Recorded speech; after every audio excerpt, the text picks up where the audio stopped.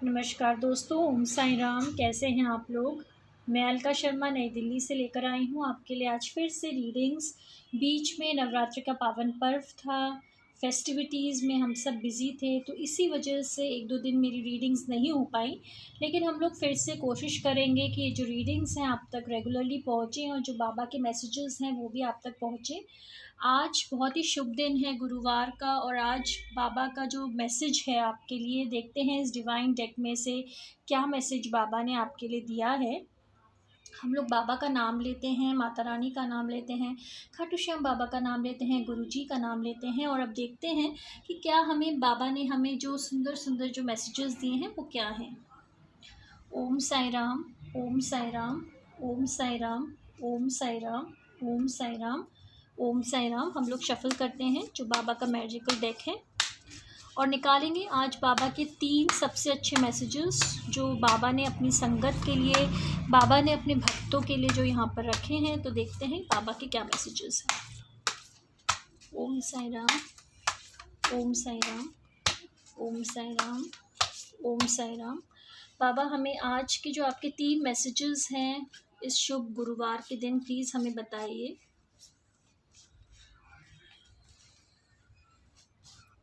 अच्छे से मैं इन कार्ड्स को स्प्रेड कर लेती हूँ और अब हम देखते हैं कि बाबा के जो मैसेजेस हैं वो क्या हैं।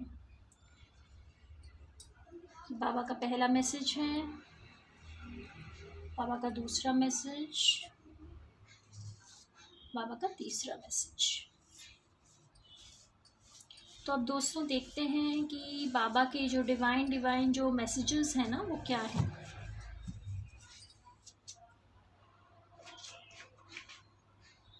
बाबा आप हमें प्लीज़ बताइए कि आपके क्या मैसेजेस हैं जो आप अपनी संगत के लिए, आपके भक्तों के लिए जो आपने तय किए हैं। दोस्तों अगर आपने इस चैनल को लाइक और सब्सक्राइब नहीं किया है तो कृपया करके कर दें ताकि बाबा की जो ब्लेसिंग्स हैं आपके ऊपर हमेशा बनी रहें, और ओम साई नाम ज़रूर लिख दें ताकि बाबा की जो अनंत प्रेम है वो आप तक ज़रूर पहुँचे।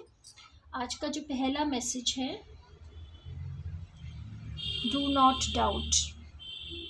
बाबा ने लिखा है never doubt the power of Baba, have faith. तो हमारे जो मन में, जैसे आपने देखा है ये हमारा दिमाग है, इसमें क्वेश्चन मार्क है।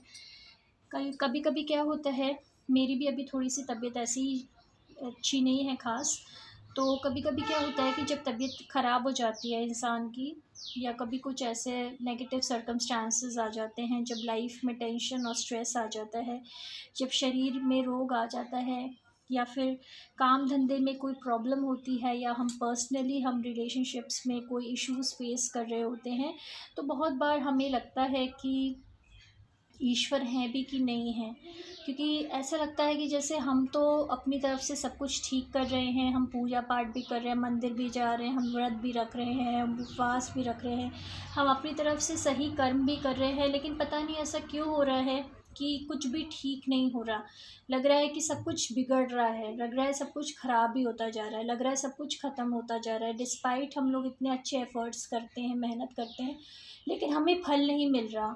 हमारे हेल्थ जो है वो डाउन होती जा रही है, हम मानसिक और शारीरिक रोगों के चपेट में आते जा रहे हैं, हमारे फाइनेंसेस, हमारे खर्चे बढ़ते जा रहे हैं, आमदनी कुछ नहीं हो रही है, बस खर्चे ही खर्चे हो रहे हैं। हमें नुकसान हो रहा है, अपने कामकाज में, बिज़नेस में नुकसान हो रहा है, लोग हमें बेवकूफ़ बना रहे हैं, हमें ज़्यादा दाम पर चीज़ें दे रहे हैं, हमें ठग रहे हैं, या फिर हमारे साथ बदतमीज़ियाँ हो रही हैं, हमारे पर्सनल रिलेशनशिप्स में हमें समझा नहीं जा रहा, पूरे समय लड़ाई झगड़े हो रहे हैं, गाली गलौज हो रहे हैं, बहुत सारी मिसअंडरस्टैंडिंग्स हो रही हैं। तो बहुत सारी ऐसी चीज़ें जो बहुत आम तौर पे जो आजकल चल रही हैं, तो ये सब चीज़ें कभी कभी लगता है कि ईश्वर आप देख रहे हैं कि नहीं देख रहे हैं। आप देख रहे हैं तो आप न्याय क्यों नहीं कर रहे हैं।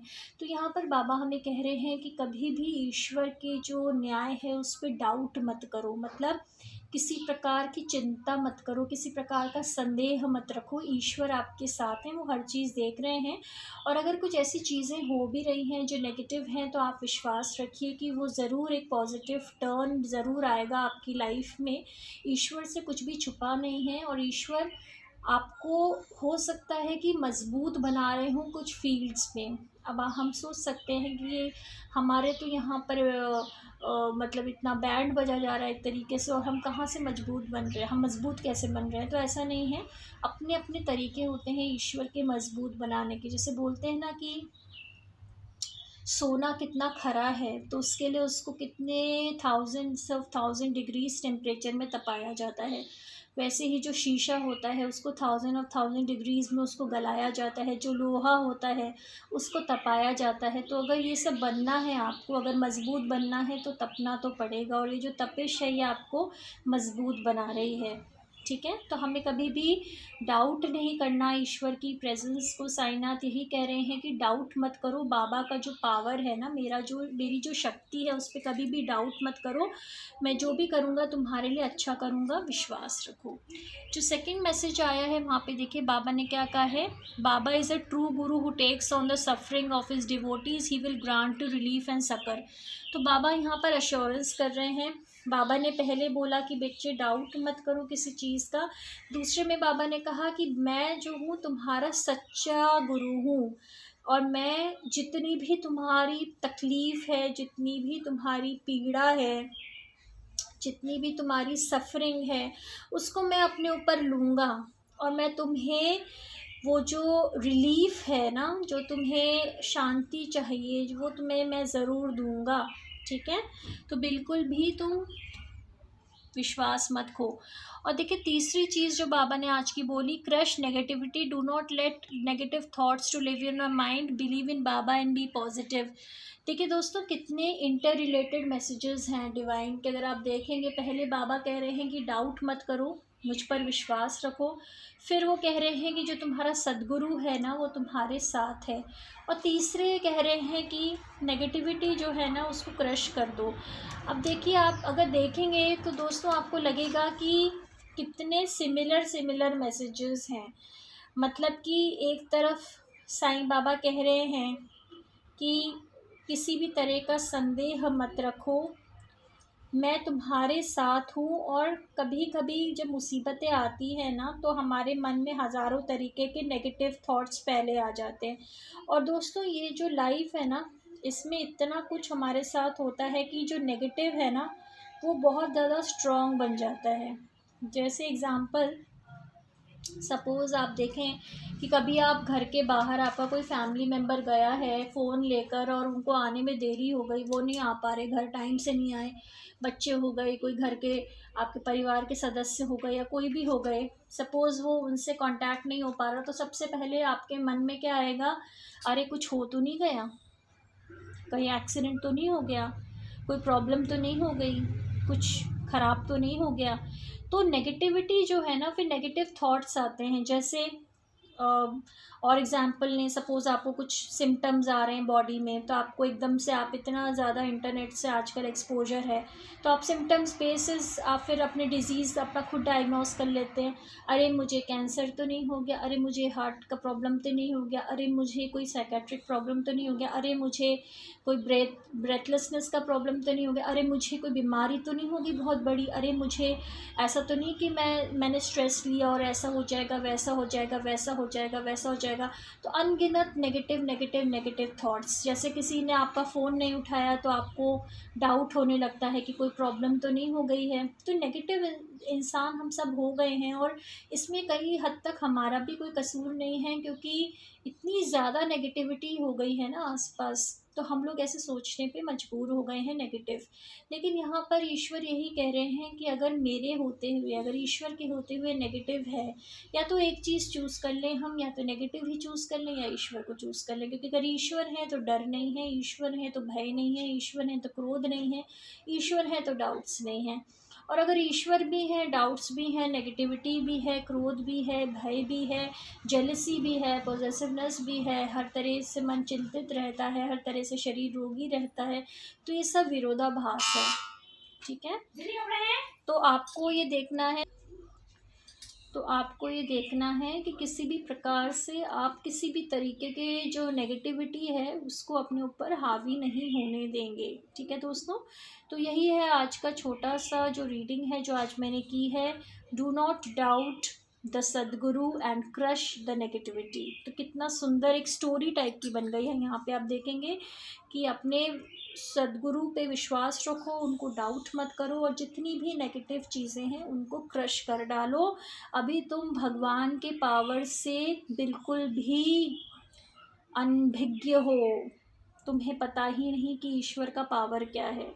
तुम ईश्वर को सिर्फ उस मूर्ति और उस फोटो तक ही सीमित समझ रहे हो। ईश्वर का पावर ऐसा है कि वो पहाड़ जहाँ आज हैं वहाँ पर वो नदी बना सकते हैं, जहाँ पर आज नदियाँ हैं वो वहाँ पर ज़मीन बना सकते हैं, जहाँ ज़मीनें हैं वो वहाँ पर तहस नहस करके पानी बना सकते हैं। तो ईश्वर का तो पावर ही हमें नहीं पता। तो इंसान की जो माइंड है वो हमेशा लिमिटेशंस ही सोचता है, लेकिन जहाँ लिमिटेशंस ख़त्म होती हैं वहाँ पर ईश्वर का पावर शुरू होता है। तो अपने ईश्वर को छोटा ना समझें, अपने खुद को छोटा ना समझें। अगर हम उनकी संतानें हैं तो हम कहीं से भी छोटे नहीं हैं। हमें किसी क्या बोलते हैं कोई नेम फेम वाले फादर की ज़रूरत नहीं है। हमारा जो फादर है ना वो पूरे ब्रह्मांड को कंट्रोल करता है। तो अगर हमने कह दिया हम ईश्वर की संतान हैं, हमारी जो मदर है ना वो पूरे शक्ति जो स्वरूपा हैं वो पूरे ब्रह्मांड को कंट्रोल करती हैं, शक्ति देती हैं। तो यही हमारे लिए वो है कि जैसे बोलते हैं ना कि हमारे माँ बाप कौन है, कभी कभी लड़ाई झगड़े होते तो पूछते ना कि कौन तुम्हारे फादर हैं, ये वो।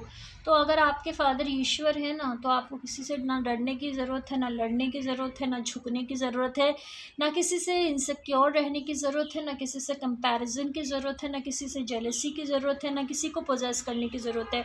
दोस्तों आप खुद भी फ्री रहिए, दूसरों को भी फ्री रहने दीजिए। आपने किसी को खरीद नहीं रखा है, ना किसी ने आपको खरीद रखा है। आप स्वतंत्र आए थे, स्वतंत्र रहिए, और स्वतंत्र ही आपको इस धरती से निकलना है, क्योंकि ईश्वर ने हम सबको स्वतंत्र बनाया है। ठीक है, तो ये आज की रीडिंग है, और अगर आपको अच्छी लगी हो और अगर आप और आना चाहें इस चैनल पे तो कृपया लाइक और सब्सक्राइब ज़रूर करें।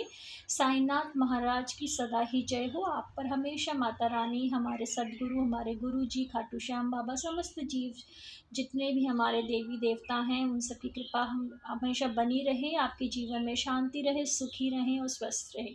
Thank you so much.